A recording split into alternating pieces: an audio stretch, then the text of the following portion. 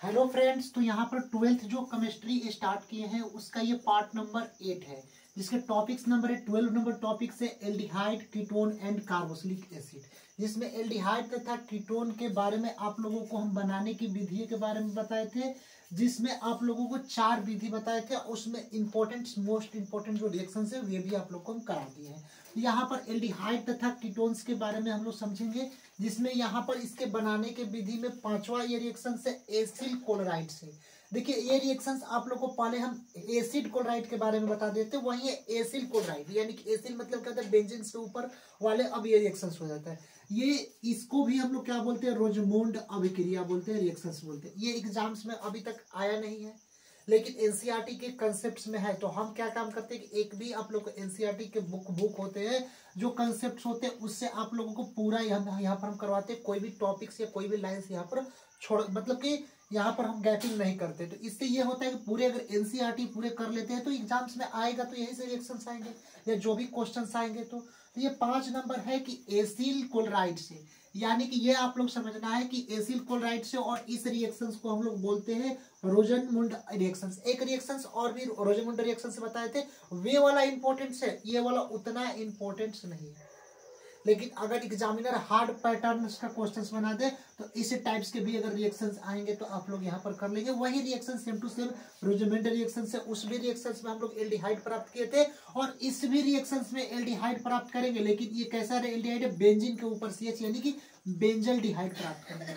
उसमें हम लोग सिंपल RCHO एल्डिहाइड प्राप्त किए थे, थोड़ा समझ लीजिए। उस रिएक्शन में सिंपल RCHO यानी कि एल्डिहाइड हम लोग क्या किए थे, प्राप्त किए थे। लेकिन अब इसमें क्या हो जाएगा, बेंजीन के ऊपर CHO, इसमें बेंजल डिहाइड प्राप्त करें। रिएक्शन समझिएगा क्या है। जब बेंजोइल क्लोराइड की अभिक्रिया, आप लोग क्या काम करते हैं, जो हम बोलते हैं उस रिएक्शंस में हिंदी आप लोग लिख लेना है, क्योंकि हम हिंदी यहाँ पर नहीं लिखवाते, क्योंकि यहाँ पर अगर पूरा हिंदी लिखवाने लगेंगे तो मतलब कि बहुत टाइम्स भी लगेगा। तो आप लोग खुद समझ जाइएगा, रिएक्शंस पता है तो आप लोग हिंदी खुद लिख लेंगे। समझिएगा कि जब बेंजाइल क्लोराइड यानी कि बेंजीन के ऊपर C डबल बाउंड Cl, यानी कि इसको हम लोग क्लोराइड कहते हैं, और ये बेंजीन के ऊपर C डबल बाउंड ACl, इसको हम लोग क्या बोलेंगे, बेंजाइल क्लोराइड। यानी कि जब बेंजाइल क्लोराइड का H2 के साथ, H2 मतलब हाइड्रोजन के साथ अपचयन कराते हैं, किसके उपस्थिति में, पैल्डियम PD और BSO4 बेरियम सल्फेट के उपस्थिति में कराते हैं, तो यहाँ पर हम लोगों को क्या प्राप्त होता है, बेंजल डिहाइड प्राप्त होता है, और HCl हाइड्रोक्लोरिक अम्ल क्या होता है, बाहर निकलता है। तो ये देखिए बाबू, बेंजीन से है तो बेंजीन यहाँ पर लिख दिए, CHO यहाँ पर CHO है, तो एक C यहाँ पर ले लिए, देखिए ये C।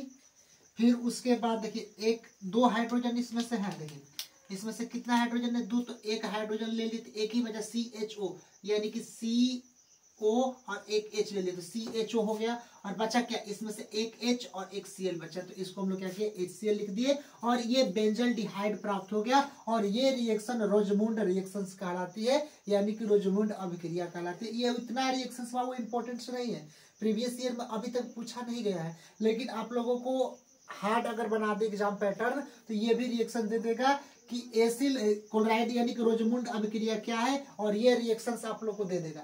रिएक्शंस लिख देगा, 4 ऑप्शन दे देगा, ABC रोजमुंड अभिक्रिया है, या क्लेमेंसन अभिक्रिया है, या स्टीफन रिएक्शंस है, इसमें से 4 ऑप्शन दे देगा। तो याद रखना है कि अगर बेंजोइल क्लोराइड का H2 हाइड्रोजन का अपचयन, PD मतलब पैल्डियम उसमें लिखवाए है, BSO4 बेरिलियम सल्फेट के उपस्थिति में, तो हम लोगों को यहाँ पर बेंजल डिहाइड प्राप्त होता है। अब यहाँ पर आइए 6 नंबर कैल्शियम लवण से।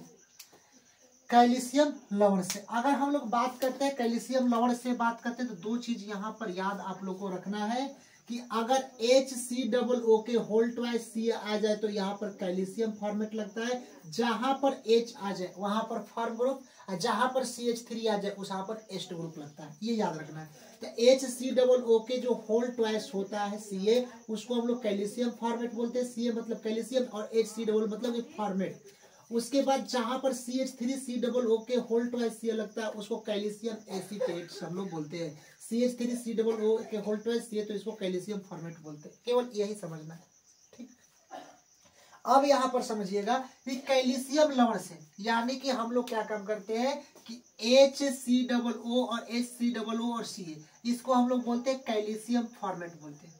कैल्शियम क्या बोलते हैं, फॉर्मेट बोलते हैं।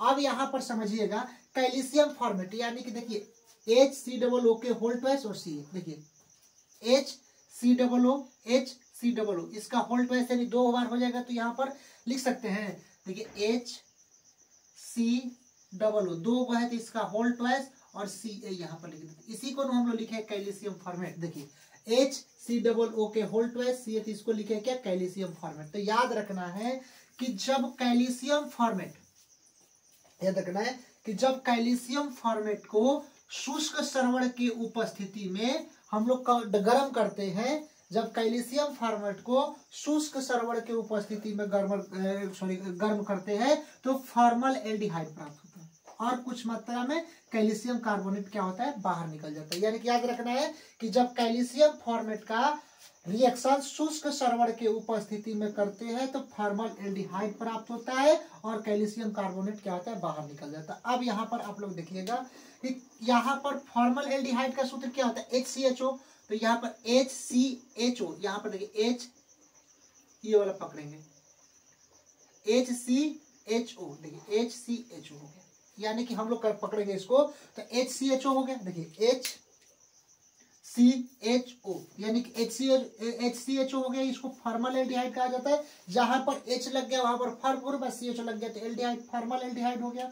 अब यहां पर देखिएगा CaCO2 यानी कि इसको लिख सकते हैं CaCO2 और एक ये यानी कि C एक बढ़ गया तो CaCO3, यानी कि पूरे फंक्शंस को हम लिख सकते हैं CaCO3 यानी CaCO3, यहाँ पर CaCO3 कैल्शियम कार्बोनेट निकल गया। तो वही होता है कि जब कैल्शियम फॉर्मेट को शुष्क सरवण के उपस्थिति में हम लोग गर्म करते हैं तो फॉर्मल्डिहाइड प्राप्त होता है और कुछ मात्रा में इसका कैल्शियम कार्बोनेट क्या होता है, इसके और छेप के रूप में प्राप्त यहाँ बाहर निकल जाता है। अब उसी रिएक्शन में समझिएगा कि ये तो आप लोग कैल्शियम के कर दिए, अब उसी में हम लोग CH3COO के होल ट्वाइस C इसको कैल्शियम एसीटेट के साथ कराते हैं। यानी कि आप लोगों को पता है कि CH3COO यानी कि CH3COO के होल ट्वाइस और Ca, इसको हम लोग बोलते हैं कैल्शियम एसीटेट। वही रिएक्शन है, आप लोगों को पहले पता है कि इसको क्या बोलते हैं, कैल्शियम एसीटेट CH3COO। तो CH3COO तो इसको लिख सकते हैं 2 बार, देखिए समझाने के लिए कर रहे हैं कि CH3COO का होल ट्वाइस और Ca आ जाता है, तो Ca मतलब कैल्शियम और CH3 जहां पर लगता है वहां पर क्या लगता है, एस्ट ग्रुप। तो यहाँ पर क्या होगा, कैल्शियम और CH3 मतलब कैल्शियम एसीटेट, एक कैल्शियम एसीटेट हो गया। यहाँ पर देखिए CH3COO के होल ट्वाइस C को क्या बोलते हैं, कैल्शियम एसीटेट बोलते हैं। तो वही बाबू रिएक्शन दिया गया है कि जब कैल्शियम एसीटेट का शुष्क सरवण कराते हैं तो हम लोगों का पहले तो फॉर्मल एल्डिहाइड प्राप्त हो गया, क्योंकि बनाना का इसको हम लोग को बनाना क्या है, एल्डिहाइड तथा कीटोन्स बनाना है। यहाँ पर फॉर्मल एल्डिहाइड बन गया, अब इसी का हम लोग को क्या बनाना है, कीटोन्स भी बनाना है। दोनों बनाने की विधि आप लोग बताए थे कि जो अभी 5 विधि अपन बता दिए, अभिक्रिया वाला जो पीछे करे वो भी विधि ही है, एल्डिहाइड तथा कीटोन बनाने की विधि का ये भी है, लेकिन कैसे कैसे रिएक्शंस पूछ देते हैं एग्जाम्स में, ये भी आप लोग को पूरे करवा दिए। तो कैल्शियम एसीटेट, जब कैल्शियम एसीटेट का शुष्क सरवण कराते हैं तो कीटोन्स प्राप्त होता है। अब यहाँ पर देखिए CH3 CO ले लिए, देखिए CH3CO तो CO हो गया और एक CH3 ये ले लिया। अब बचता क्या है, CaCO3 ये बचेगा पूरा, तो इसको लिख सकते हैं CaCO2 और एक O यानी कि CaCO3 यहाँ पर निकल गया, और इसी को CH3CO और CH3 को क्या बोलते हैं, कीटोन्स बोलते हैं। इसी को बाबू हम लोग क्या बोलते हैं, एसीटोन्स बोलते हैं, पहले भी समझा दिए। और कार्बन कितना है, 1 2 3 कार्बन, 3 कार्बन के लिए प्रोपेनोन बोलते हैं। तो ये जितना इंपॉर्टेंस था आप लोग को एल्डिहाइड कीटोन्स के बनाने की विधि के बारे में और उसके बारे में, तो ये पूरा आप लोग को कंप्लीट करा दिए। अब नेक्स्ट वीडियो पार्ट 9 आएंगे तो एल्डिहाइड तथा कीटोन के भौतिक गुण के बारे में, और उसके 10 पार्ट आएंगे एल्डिहाइड कीटोन्स के उपयोग, और उसके बाद आप लोगों को एल्डिहाइड कीटोन्स के इसके बाद रासायनिक अभिक्रिया आएंगे जो इंपॉर्टेंट है। उसके बाद एल्डिहाइड कीटोन क्या हो जाएगा, कंप्लीट हो जाएंगे। उसके बाद आप लोगों को आगे जो एक कार्बोक्सिलिक एसिड होता है ये आप लोगों को आएंगे। तो बहुत ही बेसिक से है, तो आप लोग अच्छे से यहाँ पर कर लेना है। और जो रिएक्शंस हम बोलते हैं उसका हिंदी भी लिख लेना जरूरी होता है, यानी कि हम यहाँ पर हिंदी लिखते नहीं है, लेकिन यहाँ पर लिख लेना है कि देखिए कैसे हिंदी लिखना है। हम यहाँ पर बोल रहे जब बेंजाइल क्लोराइड का अपचयन कराया जाता है या H2 के साथ रिएक्शंस कराया जाता है हाइड्रोजन के साथ पैल्टिनियम Pd और बेरिलियम सल्फेट के उपस्थिति में, तो बेंजल डिहाइड प्राप्त होता है। काम खत्म, इतना लिख देना है और ये रिएक्शंस लिख देना है, 5 नंबर पक्का हो जाएंगे। तो इस टाइप से जो हम बोल रहे हैं उसको लिख लेना है। मिलते हैं नेक्स्ट वीडियो के लिए, तब तक के लिए जय हिंद स्टूडेंट्स।